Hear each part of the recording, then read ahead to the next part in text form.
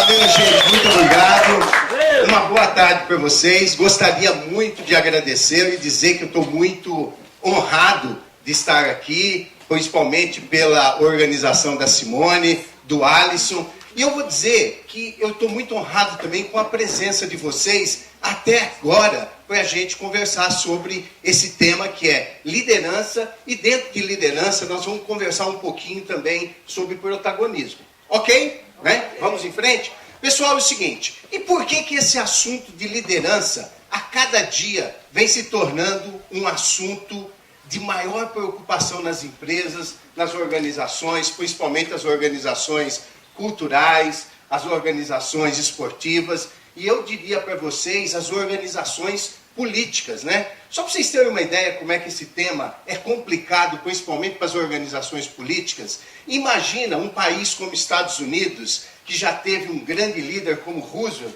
né? Hoje tem o Donald Trump. Toda semana o cara arruma uma confusão, né? Pode até ser que ele esteja no caminho certo, que seja o líder do terceiro milênio, todo esse papo. Mas a verdade é que hoje tem uma confusão instalada aí. Se você vê a Inglaterra, né, com toda essa coisa do Brexit, né, que já teve Churchill, hoje você vê a Inglaterra tem Theresa May, né? Cada dia ela muda de ideia, não é muito claro. E aqui no Brasil, gente, que nós já tivemos o Juruna, hoje a gente tem o Tiririca. Gente, é só uma piadinha, uma brincadeira, mas a verdade é que nós temos uma situação aqui bastante caótica e complicada. Nós temos um presidente que ele é aceito só por 5% da população, ok? Só que tem um negócio. Quando você pergunta para essa população se quer que ele saia, todo mundo tem medo do presidente sair. Por quê? Pode ser que venha um outro pior do que está. Então, é uma situação complicada de liderança, ok? Só que tem um detalhe, gente. Como nós temos aqui apresentadores, palestrantes, empresários, pessoas da mídia, nós vamos falar aqui um pouco sobre liderança, sobre negócio. O que está acontecendo com relação a negócio especificamente? Negócio, gente, para vocês terem uma ideia, é uma coisa muito simples da gente perceber. Você sai da sua casa, né? Tem o seu dinheiro que você ganhou suado, guardou suado, foi impactado por uma ação de marketing ou da indicação de alguém, e você sai para comprar um determinado produto, chega na loja ou no supermercado, e esse produto não está lá. Isso acontece, né, 8, 10% das vezes que alguém resolve comprar alguma coisa. Aí as pessoas no passado diziam o seguinte, alguma coisa falhou. Não é alguma coisa falhou, alguém falhou. E normalmente esse alguém é o líder, que é ele que aloca recursos, é ele que toma decisões. Desculpa, eu sei que alguns líderes aqui são dessa área de vendas, logística, distribuição, mas a maneira de corrigir é a primeira coisa, é entender o seguinte, isso deveria ser perfeito e não está. Né? Muitas vezes saímos de casa, sonhamos com um determinado serviço incrível, já imaginamos nós usando aquele tipo de coisa. O dia que aquele serviço é disponibilizado para a gente, não é bem aquilo que eu havia sonhado. Né? Uma decepção geral. Então, isso gera uma enorme frustração. Tá certo? Então, isso acontece. Acontece isso. Já aconteceu com vocês? Né? Então, gente, aí, normalmente, eu dou aula na Fundação Getúlio Vargas, para os alunos de pós-graduação, e quando eu falo isso, os alunos de todas as idades, eles gostam de fazer perguntas intrigantes, né? E eles dizem para mim o seguinte, professor, diz o seguinte, então você está dizendo que as empresas têm interesse de infernizar a vida das pessoas. E eu sei que é uma provocação, né? E eu digo para eles o seguinte, não, as empresas não têm interesse de infernizar a vida das pessoas. As empresas, pelo contrário, elas têm enorme interesse de fazer uma coisa bem feita, né? Atender o consumidor, né? Eu diria que até surpreender o consumidor. Agora, na prática, o que a gente vê... Só um minuto...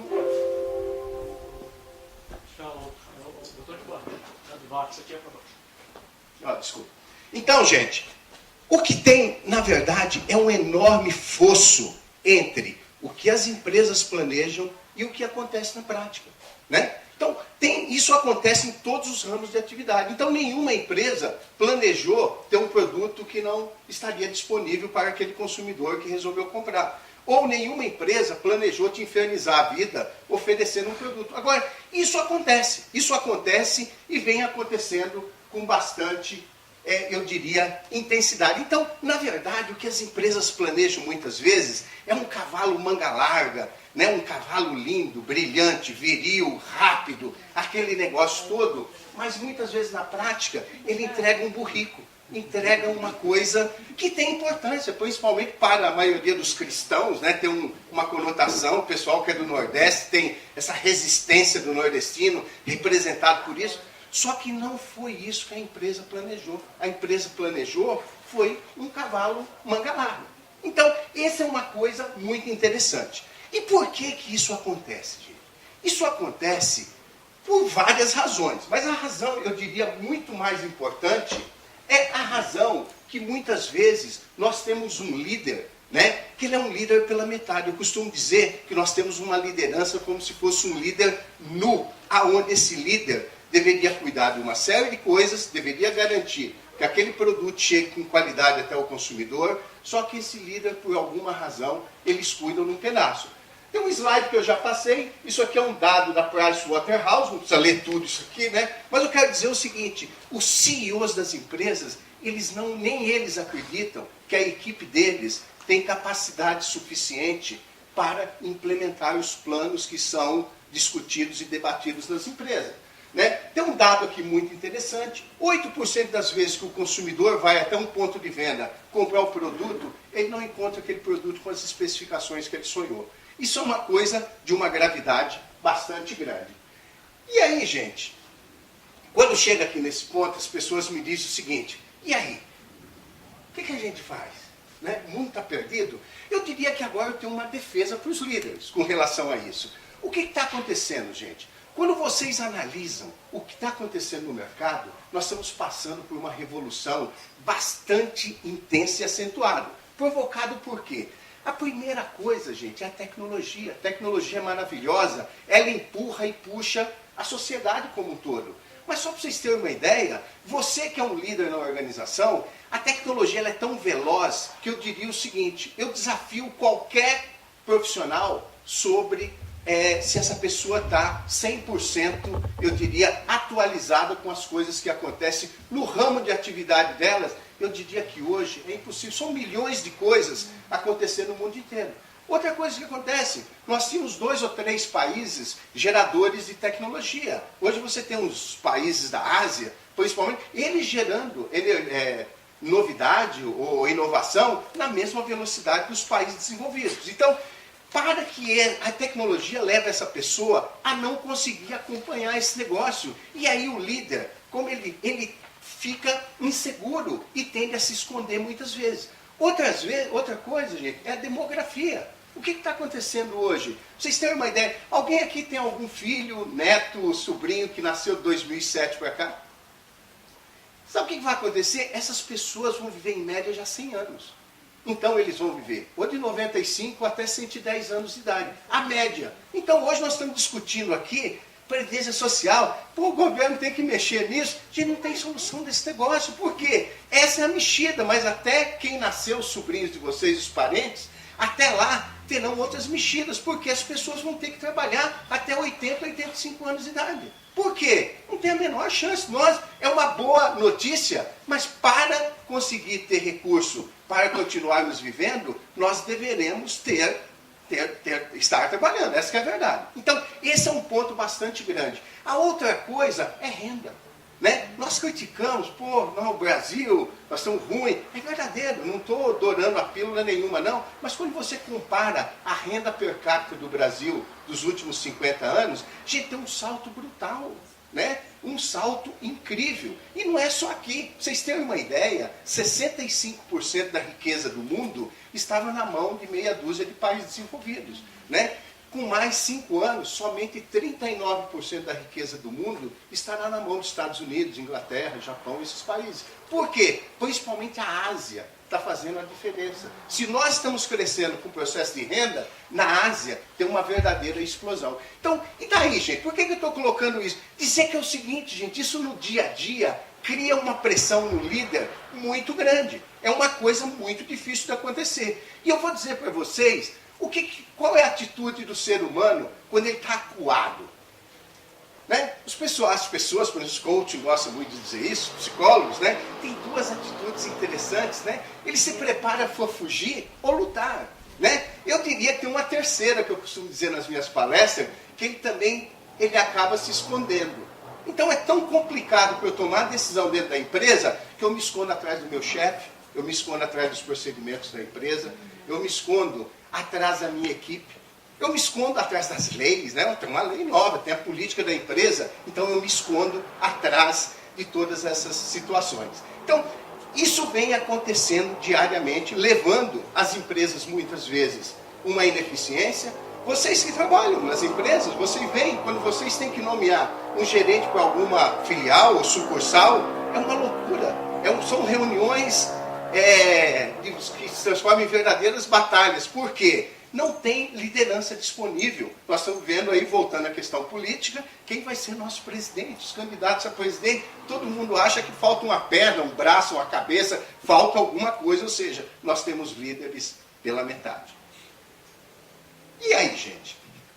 Está tudo perdido, não? Gente, tem uma coisa muito interessante. Quando você nota a nova indústria, qual que é essa nova indústria? Indústria de software.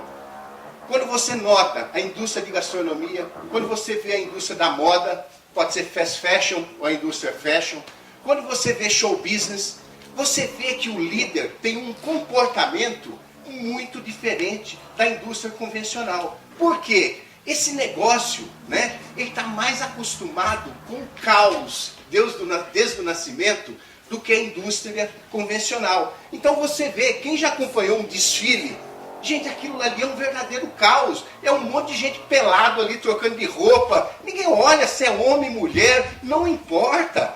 Tem que ter velocidade naquele negócio. Quem já frequentou uma cozinha de um restaurante de um nível razoável, aquilo, gente, não é uma cozinha. Aquilo ali é um caos instalado. Né? A indústria de software é a mesma coisa. O meu cliente quer uma mudança para amanhã cedo. Né? Então, isso é uma coisa. Então, essa indústria, a liderança está muito mais acostumada ao caos. Mas aquele caos que tem uma ligação direta, com o cliente, tem uma ligação direta com o consumidor.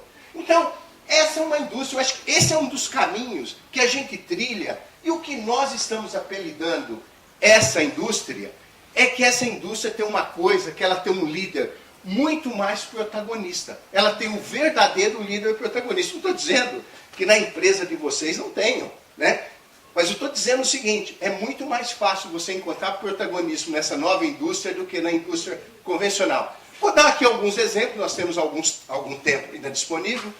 Por exemplo, você sai da sua casa, vai num show, né? Num show qualquer, de um artista que você gosta, ou até nem gosta muito, foi porque a esposa queria, o filho, o amigo, ou você está a fim de se atualizar com relação àquela música ou àquele espetáculo. Você vai lá, você sai da sua casa, um trânsito horrível, no encontro, pelo menos em São Paulo é assim. Você vai num show lá no Morumbi, você não tem lugar para estacionar, você tem que estacionar numa casa de família, o cara te cobra 100 pilas lá para você estacionar um carro. Né? Você come, não sei se melhoraram agora, até o ano passado, se você quisesse um hambúrguer, era frio. Você chega a morder, o gelo chega a doer seu dente. Né? E aí, só que aí começa o show. Aí começa o show, o artista começa aquela exibição. Gente, você sai dali cantarolando, assoviando a música do artista. É um negócio incrível. Você tira foto, selfie, manda para todos os seus amigos, como se eles não tivessem nada para fazer na vida, só assistindo você. A verdade é que você faz isso. Quer ver outra coisa? Você vai num restaurante bacana, um restaurante desses chefes mais ou menos moderninhos. O que está acontecendo? Vou dar um exemplo para vocês. Não estou fazendo aqui a propaganda, não.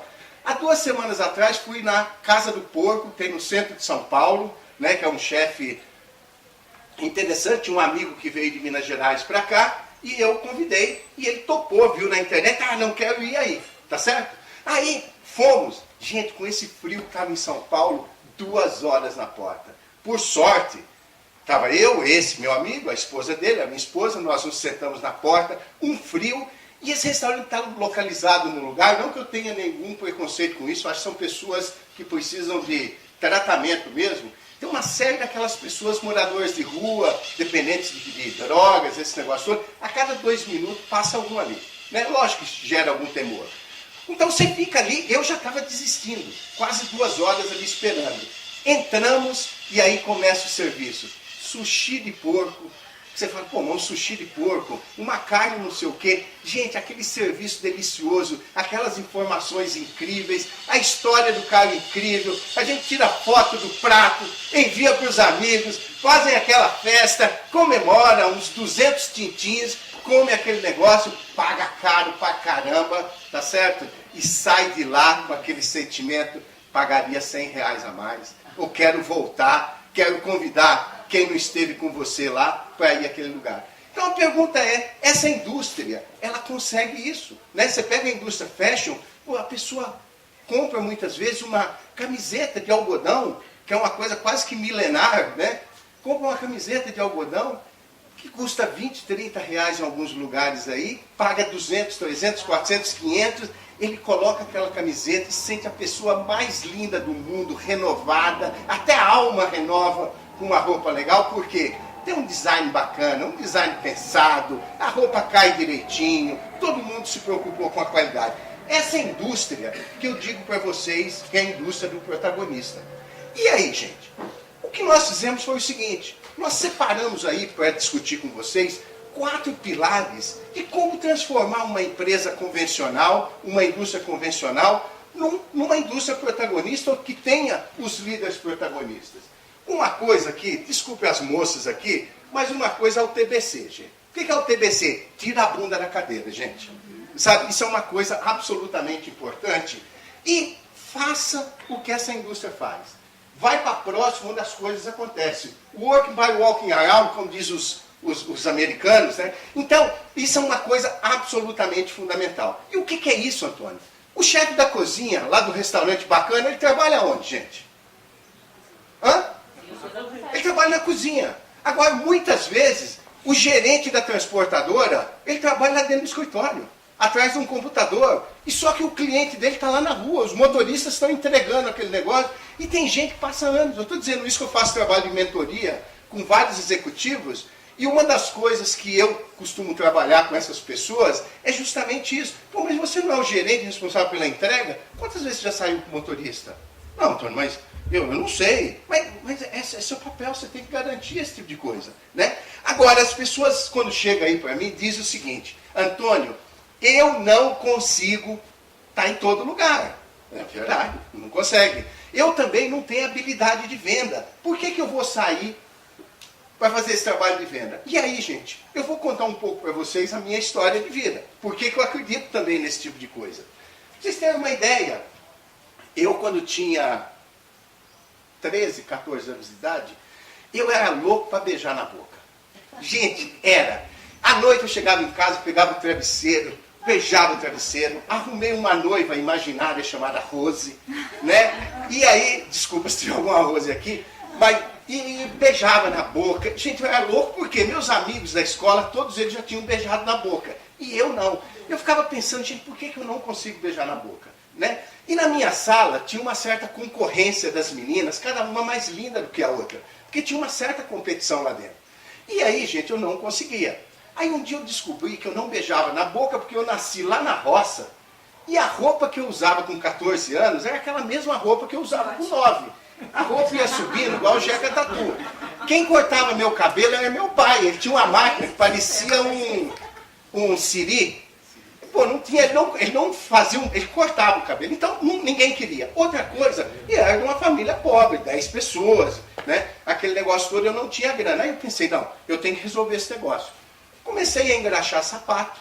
Né? Eu já fazia isso, mas comecei a fazer isso com mais intensidade, consegui dinheiro, comprei uma roupa, fui no Ricardo Cabeleireiro, que é lá no bairro do Pari, está lá até hoje, caro, fui lá, cortei o cabelo, nada, não consegui beijar na boca. Aí, gente, eu pensei, deve ter algum outro problema. Né? Aí, um dia, a professora pediu para eu fazer um trabalho de escola, as cidades interessantes do interior de São Paulo. E ela pediu para eu fazer a apresentação. Aí eu comecei Campinas, até aí foi bem. Aí, gente, chegou em São Carlos, eu percebi os alunos começarem a rir. Quando chegou em Araraquara, a sala inteira riu. Eu descobri aí, gente, que eu não falava o L, eu não falava o R e eu não falava o S. Então, Araraquara saía uma coisa como au, au, au, au. Entendeu? Então, nenhuma menininha daquela queria namorar comigo. Aí eu pensei, pô, tem que... Mas eu buscava, eu tenho que achar um jeito de fazer esse tipo de coisa. E aí eu comecei a ver o seguinte, eu devo ter alguma qualidade. Aí achei uma ou outra e tal, mas não achei muitas qualidades. Achava muito defeito, capial, caipira, cabelo cortado errado, aquele negócio todo. Aí, gente, um amigo me convidou para uma domingueira, né? Aqui em São Paulo, não sei outros lugares do Brasil, mas tinha as famosas domingueiras, começavam 4 horas da tarde até as 10. Eu fui e fiquei encantado com aquilo. Eu falei, aqui vou bem. Eu vou dançar. Fui tentar dançar. Gente, eu tenho uma enorme dificuldade motora. Não consegui dançar. Mas aí, gente, eu percebi que ali era o lugar. Se eu conseguisse dançar, o meu problema de voz e de dinheiro ia resolver, porque ali tinha muito barulho.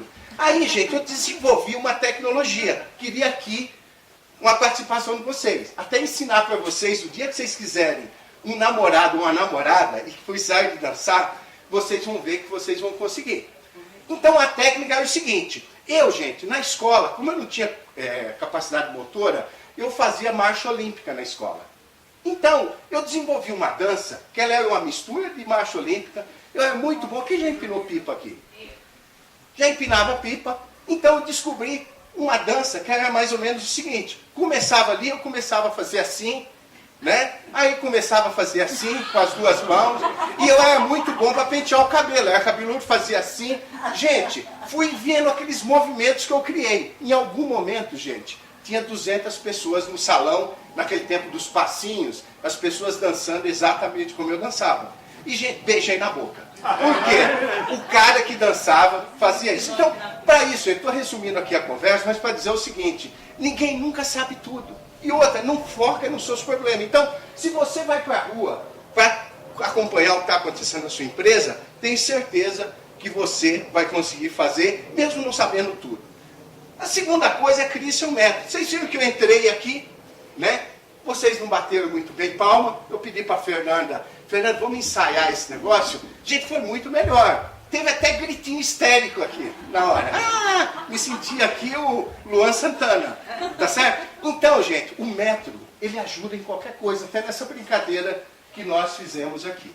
A outra coisa, use a tecnologia a seu favor. Tem muita gente que recebe 300 e-mails por dia, tem 700 mensagens para ver. Essa pessoa está trabalhando para a tecnologia. Tecnologia é uma ferramenta para que você consiga trabalhar.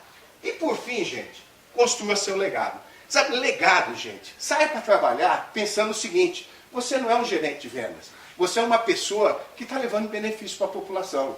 Você não é um gerente de contabilidade, você é uma pessoa que está impactando a empresa, a sua família, a sua sociedade de uma maneira muito mais interessante. Então, gente, esses são os 4 legados, os 4 pilares. E aí eu diria para vocês o seguinte, gente, seja o protagonista, comece na sua empresa, sabe? Esteja mais próximo do consumidor, né? Busque implementar e use o método que eu tenho absoluta certeza que vai ajudá-lo a caminhar e vai ajudá-lo a implementar as coisas que necessita.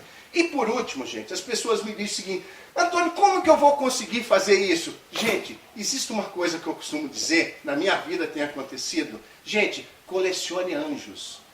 Sabe, é a mesma coisa de álbum de figurinha. Colecione anjos. Você vê um anjo que possa te ajudar, pode te suportar, vai atrás desse anjo. Tenho certeza que quanto mais anjos vocês colecionarem, muito mais resultados vocês vão ter como líderes protagonistas. Muito obrigado, foi um enorme prazer estar aqui com vocês.